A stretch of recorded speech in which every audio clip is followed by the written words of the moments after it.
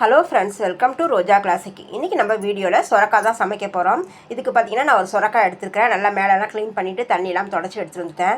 பார்க்குறது தான் பெருசாக இருக்குது, ஆனால் ரொம்ப பிஞ்சு சொரக்காங்க இது. இந்த வெயில் நாளில் இந்த போல் ஒரு சொரக்காய் கிடச்சிதுன்னா வாங்கி உடனே சமையலில் சேர்த்துக்கோங்க. இப்போ நம்ம சொரக்காயை கட் பண்ணி எடுத்துடலாம். சொரக்காய் பார்த்திங்கன்னா இந்த மேல் தோல் பார்த்திங்கன்னா நல்லா ஸ்ட்ராங்காக இருக்குங்க. நல்லா முத்த விட்டுட்டோன்னா செடியிலே வச்சு முத்த விட்டு அறுக்கும்போது பார்த்திங்கன்னா அந்த மேல் தோல் ஸ்ட்ராங்காக இருக்கும். ஆனால் நம்ம பிஞ்சாக வாழ்ந்துருக்குறோம். நான் மேலே இருக்கிற காம்பை வெட்டி எடுத்துகிட்டு அந்த மேல் தோல் பார்த்திங்கன்னா ரொம்ப சதப்பத்தா இல்லை, ரொம்ப பிஞ்சாக தான் இருக்குது அந்த தோல். இதை போல் கத்தியால் சீவி எடுத்துடலாம். இல்லை அந்த பீலர் இருந்ததுன்னா கூட எடுத்து நீங்கள் பீல் பண்ணி எடுத்துக்கலாம். எனக்கு வந்து கை வாட்டத்துக்கு பீலரால் எடுக்க முடியாதுன்றதால நான் வந்து கத்தியாலே இந்த மேல் தோலை வந்து லேசாக அப்படி இதை போல் சீவி எடுத்துடுறேன். சொரக்காய் மேலே இருக்கிற கம்ப்ளீட்டாக எல்லா தூளையுமே வந்து நம்ம வந்து இதை போல் சீவி எடுத்துக்கலாம். சொரக்காய் பார்த்திங்கன்னா இந்த வெயில் நாளில் கிடச்சிதுன்னா கண்டிப்பாக வாங்கி சமையலில் சேர்த்துக்கோங்க. நல்லா உடலுக்கு குளிர்ச்சியை கொடுக்கும். அது மட்டும் இல்லாமல் இந்த டிரைவர் வேலைலாம் செய்கிறவங்களாம் பார்த்திங்கன்னா ரொம்ப ஹீட்டாக அந்த வெயிலில் போயிட்டு வருவாங்க இல்லையா, அவங்களுக்கெல்லாம் கண் எரிச்சல் இருக்கும் பாருங்கள். அவங்களும் இந்த சொரக்காயை சாப்பிடும்போது கண் எரிச்சல்லாம் குறையுங்க. நல்லா நீர் கட்டும், நல்லா பிரியும். இப்போ நான் மேல் தோல்லாம் எடுத்துட்டேன். இப்போ வந்து நம்ம சொரக்காயை கட் பண்ணி எடுத்துக்கலாம். இப்போ கட் பண்ணும்போது பார்த்திங்கன்னா உள்ளே பார்த்திங்கன்னா சொரக்காய் அப்படியே பஞ்சு போல் இருக்குது பாருங்கள். விதையே இல்லை பாருங்கள். சொரக்காய் பார்க்குறது தான் பெருசாக இருக்குது, உள்ளே விதையே இல்லை. ரொம்ப பிஞ்சாக ரொம்ப சாஃப்டாக இருந்துச்சு இது.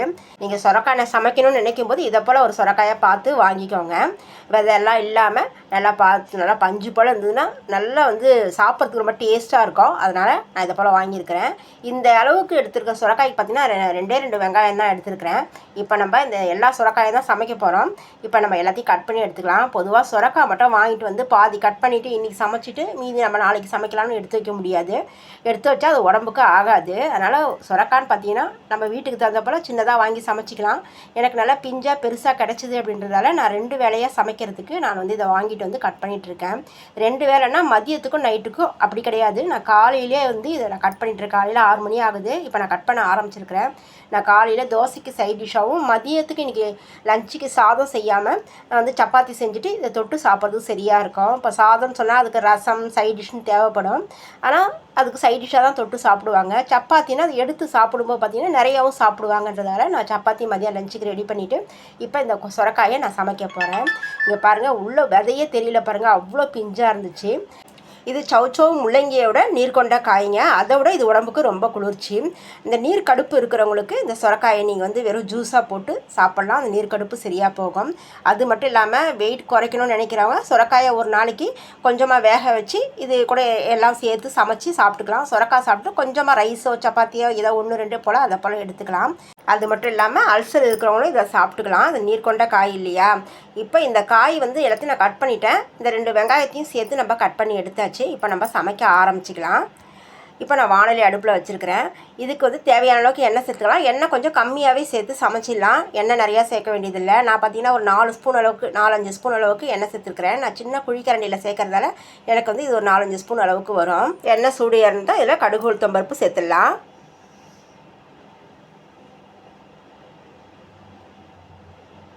கடுகு நல்லா வெடித்து அந்த உளுத்தம் பருப்பெல்லாம் நல்லா வறுபட்டு வரணும். அப்புறம் பார்த்திங்கன்னா நல்லா ஒரு கை நிறைய நான் வந்து கடலைப்பருப்பு எடுத்துருக்கிறேன். ஏன்னா நம்ம சொரக்காய் வந்து என்றைக்கோ ஒரு நாளைக்கு சமைக்கிறோம் இல்லையா, அதனால் அதுக்கு வந்து இவ்வளோதான் அளவு அப்படின்னு சொல்ல முடியாது. அதனால் நான் கடலைப்பருப்பு பார்த்திங்கன்னா நல்லா ஒரு கை நிறைய எடுத்துருக்கிறேன். சொரக்காயும் பார்த்திங்கன்னா வெந்தால் சுருங்கி வரும். அதுக்கு தகுந்த போல் நான் கடலைப்பருப்பு சேர்த்துருக்கிறேன். கடலைப்பருப்பு சேர்த்து நல்லா ஸ்லோவாக வறுப்பட்டு நல்லா பொன்முருளாக வர்ற அந்த ஸ்டேஜில் பார்த்திங்கன்னா ஒரே ஒரு வரமிளகாய், இதெல்லாம் காரமான மிளகாய், அதனால் நான் 1 மட்டும் சேர்த்துருக்கிறேன். நம்ம இதில் பச்சை மிளகாயும் சேர்ப்போம். ஒரு மிளகாய் சேர்த்துட்டு ஒரு 10 போல் தோலோடு தட்டின பூண்டு சேர்த்துக்கலாம். அதே போல் ஒரு 5-6 பச்சை மிளகாய் சேர்த்துருக்குறேன். இதுவுமே நல்ல காரமான மிளகாய். கூடவே பார்த்திங்கன்னா 2 கொத்து கருவேப்பிலை சேர்த்துடலாம். சேர்த்து கொஞ்சம் நேரத்துக்கு இது எல்லாத்தையுமே நம்ம வதக்கி விட்டுடலாம். கருவேப்பிலை பச்சை மிளகாய் கடலைப்பருப்புலாம் நல்லா வாசனையாக வதங்கி வந்துடுச்சு. இப்போ நம்ம கட் பண்ணி எடுத்து வச்சுருக்கிற வெங்காயத்தை உள்ளே சேர்த்துடலாம்.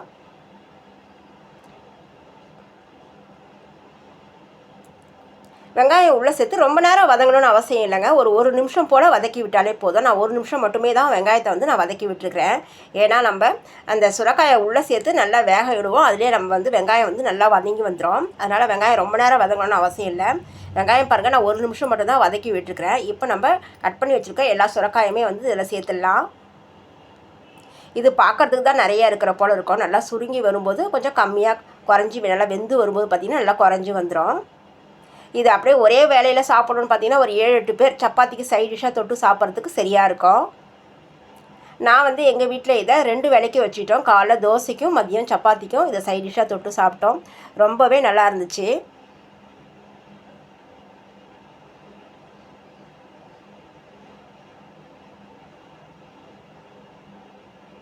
இப்போ இதை எல்லாத்தையும் அடிகொண்டு நல்லா கலந்து விட்டுடணும். 1-2 கீழே விழுந்தாலும் நம்ம அடுப்பு மேலே தான் விழுது, நம்ம க்ளீன் பண்ணி தான் வச்சுருப்போம். அதை எடுத்து உள்ளே சேர்த்து எல்லாத்தையும் நம்ம கலந்து விட்டுடலாம். நான் பார்த்தீங்கன்னா எல்லாத்தையும் ஒன்றா ஒரு 2-3 நிமிஷமாக சேர்த்து எல்லாத்தையும் அடிகொண்டு எல்லாத்தையும் சேர்த்து ஒன்றா கலந்து வர போல் கலந்து விட்டுட்டேன்.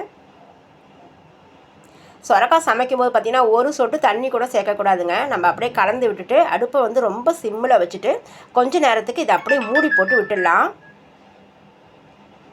அடுப்பு வந்து ரொம்ப ஸ்லோ ஃப்ளேமில் வச்சுடுங்க.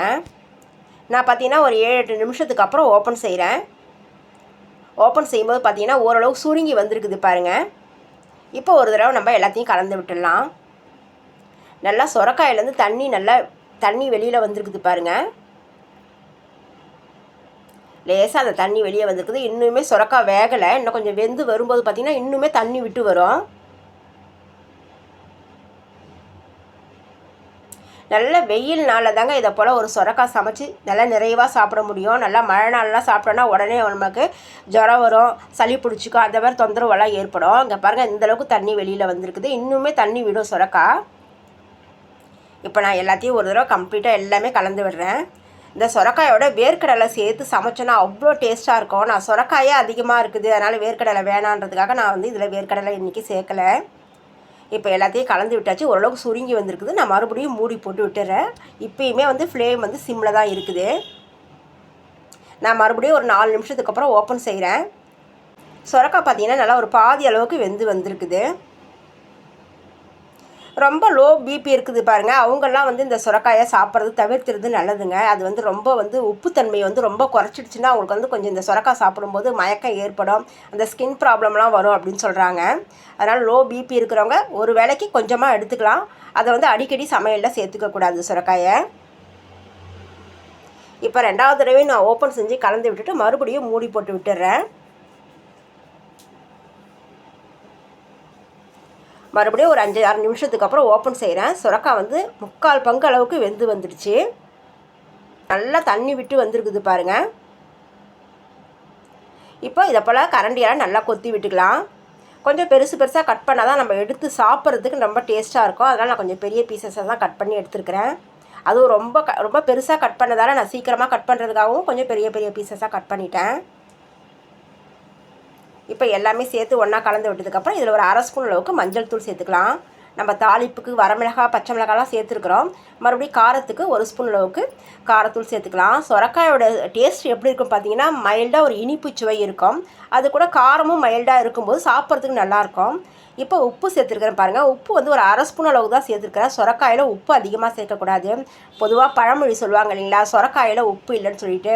அது எதுக்குன்னா, உப்பு நீர் இருக்கிறவங்க இந்த சொரக்காயை சாப்பிட்டிங்கன்னா உப்பு நீர் வந்து குறையும், சரியாகவும் போகும். அதனால தான் சொரக்காய் சாப்பிட்டா உப்பு நீர் குறையுன்றதுக்காக தான் அந்த பழமொழியே வந்துச்சு, சொரக்காயில் உப்பு இல்லை அப்படின்னு சொல்லிட்டு. அதனால் சொரக்காய் சமைக்கும்போது உப்பு வந்து கம்மியாக தான் சேர்த்துக்கணும். இப்போ எல்லாமே சேர்த்து கலந்து விட்டுட்டு மூடி போட்டு விட்டுடலாம். நம்ம தண்ணி சேர்க்கவே இல்லை பாருங்கள். நல்லா சொரக்காய் மூழ்கிற அளவுக்கு தண்ணி வந்துடுச்சு பாருங்கள். இப்போ இதில் சேர்க்கறதுக்கு நல்லா ஒரு 1/2 மூடி தேங்காய் எடுத்து துருவி வச்சுருக்கேன். கூடவே 1 ஸ்பூன் அளவுக்கு சோம்பு சேர்த்துக்கலாம். இதை கொஞ்சமாக தண்ணி சேர்த்து திரியாக அரைச்சி எடுத்துன்னு வந்துடலாம். நல்லா விழுதாக அரைக்க வேணாம், கொஞ்சம் திரியாகவே இருக்கணும்.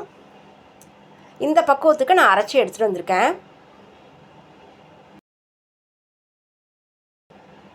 இப்போ பார்த்தீங்கன்னா சொரக்காய் நல்லா வெந்து நல்லா எண்ணெய் பிரிஞ்சு வந்திருக்குது. நம்ம தண்ணியெல்லாம் எதுவும் சேர்க்கலை, அப்படியே மேலே எண்ணெய் பிரிஞ்சு தெரியுது பாருங்கள். போதும், இந்தளவுக்கு இருந்தாலே நம்ம தோசைக்கு சைட் டிஷ்ஷாக தொட்டு எடுத்து சாப்பிட்றதுக்கு நல்லாயிருக்கும், சப்பாத்திக்கும் எடுத்து சாப்பிட்றதுக்கு நல்லாயிருக்கும்.